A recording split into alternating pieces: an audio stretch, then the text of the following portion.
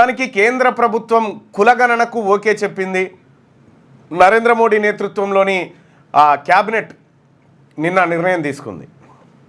ఈ దేశవ్యాప్తంగా ఉన్నటువంటి ప్రజలను సెన్సస్తో పాటు వాళ్ళ కులాలను కూడా లెక్కించడం కోసం నిర్ణయం చేసింది. ఈ సందర్భంగా నరేంద్ర మోడీ ప్రభుత్వానికి అలాగే కులగణన చేయాలని చెప్పి సుదీర్ఘకాలం పాటు అంటే దాదాపు 2-3 ఏళ్ల నుంచి అదే పనిగా ప్రభుత్వం ముందు ప్రతిపాదనలు పెడుతూ ప్రజలందరికీ వివరిస్తున్నటువంటి రాహుల్ గాంధీ గారికి ఇదే విషయాన్ని గతంలో ఆర్జేడీ నేత తేజస్వి యాదవ్ కానీ అలాగే సమాజ్వాదీ కానీ డిఎంకే కానీ వీళ్ళందరూ కూడా కులగణన చేయాలి ఈ దేశంలో అనేటువంటి డిమాండ్ను చాలా కాలం నుంచి చేస్తూ ఉన్నారు. సో ఇప్పుడు కేంద్ర క్యాబినెట్ ఈ నిర్ణయం తీసుకుంది. అయితే క్యాబినెట్ కూర్చున్నటువంటి సందర్భంలో మీడియా వీళ్ళందరూ కూడా ఇక పాకిస్తాన్ మీద యుద్ధం కోసం వీళ్ళంతా తీవ్రంగా ఇది కాదు, మోహన్ భగవత్ గారిని పిలిచి దీనిపైన అభిప్రాయాన్ని తీసుకున్న తర్వాత క్యాబినెట్లో చర్చకు పెట్టి కులగణనకు ఓకే చేసింది కేంద్ర ప్రభుత్వం. 94 సంవత్సరాల తర్వాత 1931లో జరిగినటువంటి కులగణన తర్వాత 94 సంవత్సరాలు అంటే స్వాతంత్రం వచ్చిన తర్వాత మొట్టమొదటిసారిగా ఈ దేశంలో కులగణన జరగబోతా ఉంది. అంటే 2011లో కూడా అప్పుడున్నటువంటి UPA government socio economic caste survey చేసింది, కానీ ఆ లెక్కల్ని మాత్రం బయట పెట్టలేదు. ఆ తర్వాత భారతీయ జనతా పార్టీ మొదట్లో కొంత వ్యతిరేకించింది. ఆ తర్వాత మళ్ళా కాంగ్రెస్ పార్టీ కులగణన కోసం డిమాండ్ చేసింది. భారతీయ జనతా పార్టీ మొన్నటిదాకా కలిసి ఉంటే ఏకైతో సేఫే అని చెప్పి ఓ నినాదాలు చేసింది. ఎట్టకేలకు క్యాస్ట్ సెన్సస్ని తెర మీదకి తెచ్చింది. సో దీంట్లో మరి క్యాస్ట్ సెన్సస్లో హీరో ఎవరు, విలన్ ఎవరు, ఈ లెక్క తేలాల. దీనికి మనం కొన్ని లెక్కలు చూసుకోవాలా. మరీ ముఖ్యంగా బీసీ ప్రజలు చూడాల్సినటువంటి లెక్కలు కొన్ని ఉంటాయి. సో వాటిని ఒక్కసారి మనం చూసే ప్రయత్నం చేద్దాం.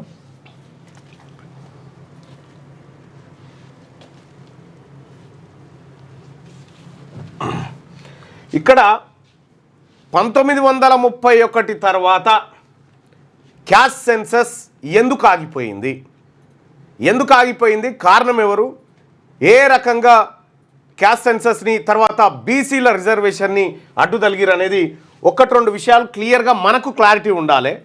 అంటే ఇప్పుడు మేము క్యాస్ట్ సెన్సస్ చేస్తున్నాం కాబట్టి బీసీ ప్రజలారా మీరందరూ మాకే ఓట్లు వేయాలని భారతీయ జనతా పార్టీ అన్న, ఈ డిమాండ్ను మేమే లైమ్ లైట్లో పెట్టినాం కాబట్టి మాకే ఓట్లు వేయాలని చెప్పి కాంగ్రెస్ చెప్పినా, లేదు అని అంటే బీసీలకు రిజర్వేషన్ పెంచాలని మా కూతురు కవిత గారు చెప్తా ఉన్నారు కాబట్టి మాకే ఓట్లు వేయాలని పొరపాటును వీళ్ళు వస్తారు. రేపు పొద్దుగాలు వచ్చేటువంటి అంశాలకు ఇవే.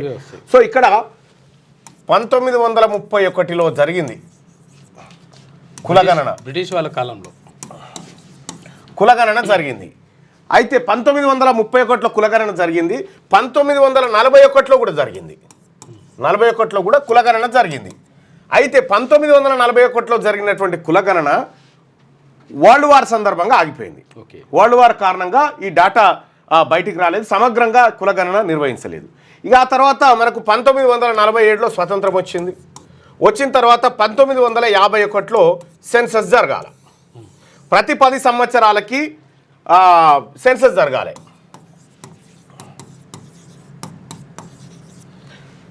ఇది 1951లో జరగాలి.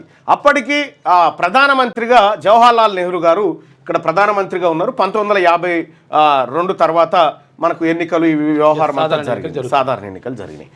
సో ఇక్కడ క్యాస్ట్ సెన్సస్ చేయాల్సినటువంటి సందర్భంలో అప్పుడున్నటువంటి పండిత్ జవహర్లాల్ నెహ్రూ గారు ఏం చెప్పిండంటే, ఇప్పుడు దేశానికి స్వతంత్రం రాక మునుపు చేసిరు క్యాస్ట్ సెన్సస్, కానీ స్వాతంత్రం వచ్చిన తర్వాత మనం జాతీయత అనేటువంటి పదాన్ని జాతీయత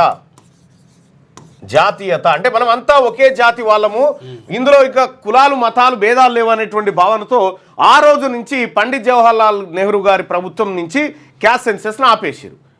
అంటే మనకు ఒరిజినల్గా క్యాస్ట్ సెన్సస్ లెక్కలు ఏమున్నాయి అంటే 1931 లెక్కలు మాత్రమే ఉన్నాయి. దానికి సంబంధించినటువంటి క్యాస్ట్ సెన్సస్ 1931కి సంబంధించిన క్యాస్ట్ సెన్సస్ లెక్కలు కావాలంటారు. నేను అది లింక్ పెట్టిన అయిపో. సో ఇది ఏది క్యాస్ట్ సెన్సస్ సంబంధించినటువంటి 1951 దాకా వచ్చింది. ఆ తర్వాత తెలంగాణ దేశం మొత్తం మీద బీసీలకు సంబంధించినటువంటి అంశం తెర మీదకి వచ్చింది. కారణం ఏంటంటే 1952 నుంచి ఎస్సీ ఎస్టీలకు రిజర్వేషన్లు అమలైనవి. ఎస్సీ ఎస్టీలకు రిజర్వేషన్లు అమలైనవి. అయితే ఇక్కడ ఎస్సీ ఎస్టీలకు రిజర్వేషన్లు అమలయ్యే సమయంలో ఏంటంటే భారతదేశంలో సెన్సస్ జరిగినప్పుడల్లా ఎస్సీ ఎస్టీలను మాత్రమే లెక్కబెట్టిరు, ఆ తర్వాత రిలీజియన్లను లెక్కబెట్టిరు. వాళ్ళ జనాభా దామాష ప్రకారం వాళ్ళకు సీట్లు ఇవ్వాలి కాబట్టి. ఎస్, వాళ్ళకు ఎందుకంటే రాజ్యాంగంలో వాళ్ళ జనాభా ఎస్సీలకు సంబంధించినటువంటి రాజకీయ రిజర్వేషన్లు ఇవ్వాలి, ఉద్యోగ విద్యా రిజర్వేషన్లు ఇవ్వాలి, ఎస్టీలకు కూడా అవి ఇవ్వాలి. కాబట్టి ఇవి అనివార్యంగా లెక్కబెట్టారు. సో బీసీలకు ఎలాంటి రిజర్వేషన్ లేదు కాబట్టి లెక్క పెట్టలేదు.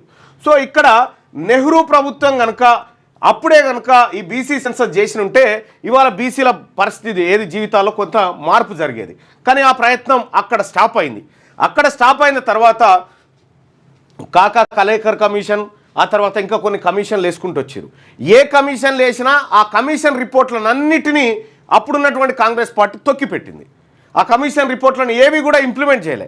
ఇంప్లిమెంట్ చేయకపోతే తర్వాత ఏది ఇందిరాగాంధీ ప్రభుత్వం పోయిన తర్వాత జనతా పార్టీ వచ్చిన తర్వాత మండల్ కమిషన్ తీసుకొచ్చింది. ఈ Mandal commission BP Mandal, Brindeshwar Prasad Mandal, BP Mandal నేతృత్వంలో జరిగింది. ఈయన బీహార్కు మాజీ ముఖ్యమంత్రి, బీహార్ మాజీ ముఖ్యమంత్రి.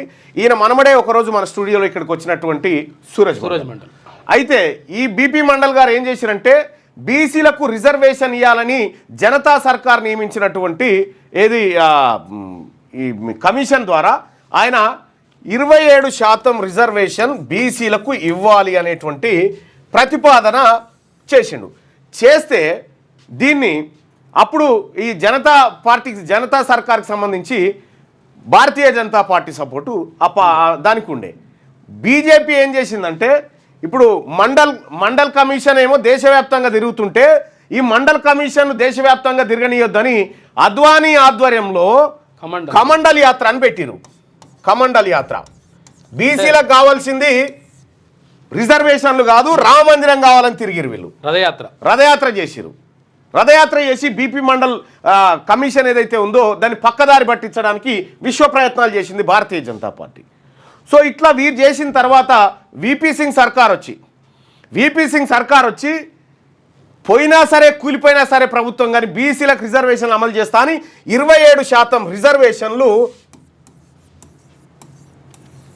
నుంచి 1992 వరకు ఈ మధ్యకాలంలో అమలు చేసింది. ఇక్కడ ఓకే చేసిన తర్వాత ఏం చేసిందంటే వీళ్ళంతా మళ్ళీ ఈ కమండల్ బ్యాచ్ అంతా సుప్రీంకోర్టుకు పోయారు. సుప్రీంకోర్టుకు పోయి పిటిషన్లు వేసి బీసీలకు రిజర్వేషన్లు ఇస్తా అంటే మొత్తం అగ్గిగుండం చేస్తామని అన్నారు. సుప్రీంకోర్టు ఏం చేసింది? సుప్రీంకోర్టు లే మేము చెప్పేదాకా ఇది ఇంప్లిమెంట్ చేయొద్దని 2 ఏళ్ళు ఆపింది సుప్రీంకోర్టు. 2 ఏళ్ళు 27% రిజర్వేషన్ బీసీలకు ఆపిన తర్వాత అనివార్యంగా ఇక 50% స్త్రీలింగ్ దాటుతలేదు కాబట్టి అని చెప్పి 27% రిజర్వేషన్ బీసీలకు ఇచ్చారు. ఈ 27% రిజర్వేషన్ ఇస్తే 27% రిజర్వేషన్ కేంద్ర ప్రభుత్వ ఉద్యోగాలలో అమలైందంటే అమలు కాలే. 2022-23 ఇప్పటి వరకు బీసీలకు 27% రిజర్వేషన్ రాజ్యాంగపరంగా ఉంటే దాన్ని కేంద్ర ప్రభుత్వ ఉద్యోగాల్లో ఇప్పటి వరకు భర్తీ అయింది 22.5%. ఇంతే భర్తీ అయింది. ఇంతే గ్రూప్ ఏ ఉద్యోగాలలో కేవలం 18% మాత్రమే అమలైంది. అంటే ఉన్న రిజర్వేషన్ను కూడా ఇంప్లిమెంట్ చేయలేదు వీళ్ళు ఇప్పటి వరకు. అంటే ఈ పాలకులంతా ఇంప్లిమెంట్ చేయలేదు. ఇందులో భారతీయ జనతా పార్టీ పాత్ర, వాళ్ళు మొదటి నుంచి దీన్ని వ్యతిరేకించి మండల్కు కమండల్ తీసుకొచ్చారు. ఇక కాంగ్రెస్ పార్టీ నెహ్రూ హయాం నుంచి ఈ అంశాన్ని తొక్కిపెట్టి ఆఖరికి మొరార్జీ దేశాయ్ ప్రభుత్వం, ఆ తర్వాత వీపీ సింగ్ ప్రభుత్వం ఈ బీసీలకు రిజర్వేషన్ తీసుకొస్తే ఆ రిజర్వేషన్ను ఇంప్లిమెంట్ చేయడం కూడా నిర్లక్ష్యం చేసి ఇప్పటివరకు చేస్తూనే ఉన్నారు. మీరు ఐఏఎస్లది నిన్న మొన్న లిస్టు చూసారు కదా, ఐఏఎస్లు ఎంతమంది బీసీలు అయ్యారు, ఎంత పర్సెంటేజ్ అయిందని చెప్పి. వాస్తవానికి 27 కావాల్సి ఉంటే 15-16% అయినటువంటి పరిస్థితి. ఈ రకంగా బీసీలకు ఇటు భారతీయ జనతా పార్టీ ఇటు కాంగ్రెస్ పార్టీ తీవ్రమైనటువంటి అన్యాయం చేసినాయి. ఇప్పుడు బీసీలలో వచ్చినటువంటి చైతన్యం, బీసీలలో వచ్చినటువంటి ఆలోచన రాహుల్ గాంధీ గారు పట్టుకుండు. రాహుల్ గాంధీ గారు దేశ ప్రధాని కావాలంటే ఆయన ముందున్నటువంటి బలమైన ఆప్షన్ ఏంది? ఈ దేశంలో మెజారిటీ పక్షాలైనటువంటి బీసీల మనసు చూరగొనాలి. బీసీల మనసు చూరగొనాలంటే ఏం చేయాలి? బీసీలకు కావాల్సింది ఇవ్వాలి. బీసీలకు ఏం కావాలి? బీసీలకు వాళ్ళకు ఎంత ఉన్నారో అంత వాటా ఇవ్వాలి ఈ దేశంలో అనేటువంటి నినాదాన్ని ఆయన తీసుకొని వచ్చిండు. సో బీసీల నినాదాన్ని తీసుకొని వస్తే ఏమైందంటే బీజేపీ ఇది 2028 అనుకో, కాంగ్రెస్ ఈ 2029 అవుతుంది, ఇది పార్లమెంట్ ఎలక్షన్. ఇప్పుడు కాంగ్రెస్ దగ్గర ఉన్నది ఏంది? దేశవ్యాప్త కులగణన,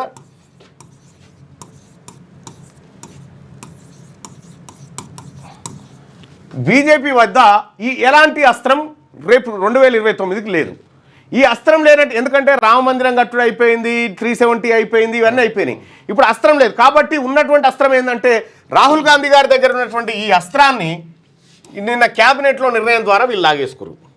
వీళ్ళకు వచ్చేసింది అది మార్కులు, క్యాబినెట్ నిర్ణయం ద్వారా మార్కులు వీళ్ళకి పడ్డాయి. ఇంకేమంటారంటే ఇంకొక ముందడుగేసి చట్టసభల్లో కూడా రిజర్వేషన్ తీసుకొని అమలు చేసేటువంటి ఆలోచన చేస్తా ఉన్నట్టుగా తెలుస్తా ఉంది. మంచిది. అయితే ఇప్పుడు రాహుల్ గాంధీ గారి దగ్గర ఈ ఆప్షన్ పోయింది. ఇప్పుడు ఏం చెప్తా ఉన్నారు? క్యాబినెట్ నిర్ణయం తర్వాత రాహుల్ గాంధీ గారు అందరూ కూడా మా నిర్ణయం వల్లనే ఇది జరిగింది అనేటువంటి మాట చెప్తా ఉన్నారు. ఎవరి నిర్ణయం వల్ల జరిగినా కూడా ఇది రాజకీయ అవకాశంగా ఇన్ని ఏళ్ల పాటు వాడుకున్నది మాత్రం ఈ రెండు పార్టీలే. ఈ రెండు పార్టీలు రాజకీయ అంశంగా, ఓటు బ్యాంక్గా ఈ అంశాలను వాడుకుంటూ వచ్చినాయి. ఎట్టకేలకు క్యాస్ట్ సెన్సస్ చేస్తాము అనేటువంటి మాట కేంద్ర క్యాబినెట్ చెప్పిన తర్వాత ఇప్పుడు రాహుల్ గాంధీ గారికి ఉన్నటువంటి అస్త్రం ఏంటంటే చట్టసభల్లో బీసీ రిజర్వేషన్ అమలు చేయాలి. ఓబీసీ రిజర్వేషన్ అమలు చేయాలి. ఇది పెడితే ఇంకా మళ్ళీ ఉంటుంది. రైట్. ఇది తీసుకొచ్చింది అనుకో, ఒకవేళ భారతీయ జనతా పార్టీ నేతృత్వంలోని ఎన్డీఏ ప్రభుత్వము ఇది కూడా అమలు చేసింది అనుకో, 2029 ఎన్నికలు ఈ అంశం చుట్టే తిరుగుతాయి అన్నట్టు. మాక్సిమం ఇక భారతీయ జనతా పార్టీకి ఎక్కువ అవకాశాలు ఉంటాయి నిజంగా. అట్లా చేస్తే ఈ అవకాశాలు ఇట్లా ఉంటాయి. మరి ఇప్పుడున్నటువంటి పరిస్థితుల్లో బీజేపీ ఈ దాదాపు స్వాతంత్రం వచ్చినప్పటి నుంచి, కాంగ్రెస్ స్వాతంత్రం రాకముందు నుంచి ఈ బీసీలకు అన్యాయం చేసింది. మరి ఇప్పుడు ఇవి చేయడం ద్వారా ఏం జరుగుతుంది అంటే, ఆల్రెడీ చేసిన దాన్నే వీళ్ళు సక్సెస్ఫుల్గా ఇంప్లిమెంట్ చేయలే. కాబట్టి ఇక్కడ బీసీలకు కావాల్సింది ఏంటంటే అధికారం బీసీల చేతుల్లోకి వచ్చినప్పుడు వాళ్ళ జీవితాల్లో మార్పు వస్తుంది. ఇప్పుడు మీకు రిజర్వేషన్ ఇస్తాం, అధికారం మా చేతిలో ఉంటుందంటే కూడా మోసమే. అధికారం కూడా బీసీల చేతుల్లోనే ఉండాలి. ఇక్కడ ఇంకోటి ఏం చేసిరంటే, బీసీలకు రిజర్వేషన్లు అంశం తెర మీదకి రాకముందుకు EWS quota 10%, EWS quota 10% reservation ఉన్న ఫలంగా తీసుకొచ్చారు. ఈ ఈడబ్ల్యూఎస్ కోటా తీసుకొస్తే దీనికి కాంగ్రెస్ పార్టీ కూడా ఓటేసింది. ఈడబ్ల్యూఎస్ కోటా వాళ్ళు కూడా వేసిపారేసారు. కానీ బీసీల రిజర్వేషన్కి వచ్చేసరికి మాత్రం నువ్వెంత, నేనెంత, నువ్వు ఇస్తావా, నేను ఇయ్యా, ఇటువంటి కార్యక్రమాలన్నీ చేశారు. ఇక్కడ నరేంద్ర మోడీ గారు ఈడబ్ల్యూఎస్ కోటా 10% 2019 103 అమెండ్మెంట్, ఏది కాన్స్టిట్యూషనల్ అమెండ్మెంట్ తోటి ఈ ఈడబ్ల్యూఎస్ తీసుకొచ్చిండు. దీనికి వీళ్ళందరూ ఓటేస్తే ఇక్కడ ఉన్నటువంటి కేసీఆర్ వాళ్ళు కూడా, టీఆర్ఎస్ పార్టీ వాళ్ళు కూడా ఈడబ్ల్యూఎస్ కోటాకు జై కొట్టిరు. దీనికి ఏ కమిషన్ లేదు, తర్వాత ఏం లేదు, కమిషన్ లేదు, చర్చ లేదు, ఏమీ లేదు. రాష్ట్రాల మీదకి వదిలేసిరు. రాష్ట్రాల మీదకి వదిలేస్తే ఇక్కడ తెలంగాణ రాష్ట్రంలో ఈడబ్ల్యూఎస్ కోటాకు సంబంధించి ఎంతమంది ఉంటారంటే 1 లేదా 1.5% మంది మాత్రమే ఈడబ్ల్యూఎస్ రిజర్వేషన్కి అర్హులు ఉన్న వాళ్ళు ఉంటారు. ఈ 1.5% మందికి 10% ఇక్కడ ఇంప్లిమెంట్ చేసినటువంటి మహానుభావుడు కేసీఆర్. ఈ 1.1% ఎందుకనంటే ఒకవేళ ఇప్పుడు 10% ఉన్నా కానీ దాంట్లో అగ్రవర్ణ పేదలు ఉంటేనే ఈ పర్సెంటేజ్ అది. అయితే ఎకనామికల్లీ వీకర్ సెక్షన్, ఈ ఎకనామికల్లీ వీకర్ సెక్షన్ అనేటువంటి, అంటే ఆర్థికంగా వెనుకబడినటువంటి వాళ్ళలో బీసీలు లేరట. మళ్ళీ బీసీలు ఇళ్ళకి రావద్దట, చట్టంలో చేసిరు. బీసీ ఎస్సీ ఎస్టీలు వెనకబడి తిండికి గతి లేక గుడిసెలో ఉన్నా కూడా ఇందులో ఇళ్ళకి రావద్దట. ఇగో ఇటువంటివి చేసి పెట్టిరు. వీటన్నిటికీ వీళ్ళందరూ చేయి కొట్టిరు. రెండో విషయం ఏంటంటే, బీసీలకు 33% రిజర్వేషన్ ఉండే, 33% లోకల్ బాడీస్లో ఉంటే దాన్ని కేసీఆర్ ఏం చేసిండంటే 23కు తెచ్చిండు ఈ పుణ్యాత్ముడు. అంటే వీళ్ళందరూ కలిసి బీసీల జీవితాలతోని ఫుట్బాల్ ఆడిరు వీళ్ళంతా. వీళ్ళు రేపు పొద్దుగాల మాదే అని వస్తారు కాబట్టి ముందే ఇవాళ బీజేపీ కానీ కాంగ్రెస్ కానీ కులగణన అంశాన్ని అప్కమింగ్ పొలిటికల్ ఇష్యూ కింద చూస్తూ ఉన్నాయి. అధికార మార్పిడి కోసం ఓ పెద్ద విషయాలను తెర మీదకి తెచ్చినాయి. కాబట్టి బీసీ ప్రజలారా వీళ్ళందరి కృతజ్ఞతలే, ఎస్ వీళ్ళందరి కృతజ్ఞతలే, వీళ్ళందరికీ మంచిదే అయ్యా, పరీక్షం పైన కౌగలించుకోవాల్సిందే. ఎందుకంటే బీసీలకు మంచి జరుగుతున్నప్పుడు బీసీల గురించి ఏది స్వాతంత్రం వచ్చిన 70-85 ఏళ్ళ తర్వాత బీసీల గురించి ఒక కార్యక్రమం పెట్టుకురు కాబట్టి మంచిది. ఓకే, అందరికీ నమస్కారం నాయన. మార్నింగ్ న్యూస్ తరఫున నరేంద్ర మోడీ గారికి, రాహుల్ గాంధీ గారికి, కేసీఆర్ గారికి, ఇంకెవరెవరైతే సహకరించిన అందరికీ కృతజ్ఞతలు, ధన్యవాదాలు. మనము బీసీల ముందున్నటువంటి అంశం ఏంటంటే ఈ కులగణన చేస్తావు. కులగణనలో తెలంగాణనే కాదు మొత్తం భారతదేశంలో 55 నుంచి 60% మంది బీసీల జనాభా వెళ్తుంది. మరి ఈ వెళ్ళినటువంటి బీసీల జనాభాకు సుప్రీంకోర్టు ఏం చేసింది? రిజర్వేషన్లు 50% దాటొద్దని చెప్పింది. స్లాబ్ 50% స్లాబ్ దాటకూడదు అనేటువంటి నిబంధన సుప్రీంకోర్టు విధించింది. సో రాజ్యాంగంలో కూడా లేదు.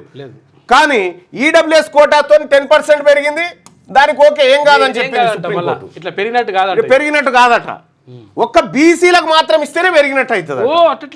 లెక్క. ఇక్కడ మనం గమనించాల్సింది ఏంటంటే ప్రజలారా, ఈ స్లాబ్ ఏదైతే ఉందో ఈ రిజర్వేషన్లు 50% మాత్రమే ఉండాలనేటువంటి నిబంధన సుప్రీంకోర్టు ఏదైతే చేసిందో ఈ నిబంధనను పార్లమెంట్లో కొట్టేయాలి. పార్లమెంట్లో బిల్లు పెట్టి ఈ నిబంధనను కొట్టేయాలి. అప్పుడు సుప్రీంకోర్టు కూడా ఏమీ చేయలేదు. రెండో విషయం ఏంటంటే సుప్రీంకోర్టు కూడా ఏం చేయలేదు. ఇంకొక విషయం ఏంటంటే మనకు రాజకీయాల్లో రిజర్వేషన్లు రావాలి. రాజకీయాల్లో బీసీలకు రిజర్వేషన్లు రావాలి. బీసీలకు రాజకీయాల్లో రిజర్వేషన్లు వస్తే అప్పుడు ఉద్యోగాల్లో కానీ ఇతరత్ర కానీ వాళ్ళ వర్గాలకు వాళ్ళు మంచి చేసుకోగలుగుతారు. ఇది కీలకమైంది. ఈ 2 అంశాలు జరగాలి. కులగణన చేయంగానే సరిపోదు, ఈ 2 అంశాలు కూడా ఇంప్లిమెంట్ కావాలి. ఈ 2 అంశాల విషయంలో ఈ పార్టీలు, ఈ నాయకుల స్టాండ్ ఏంటనేది మన బీసీలంతా అబ్జర్వ్ చేయాలి. క్యూ న్యూస్లో పనిచేయటకు వీడియో ఎడిటింగ్ మరియు SEOలో అనుభవం గల జూనియర్ ఎడిటర్స్ కావాలను సంప్రదించవలసిన నెంబర్ 8688926084.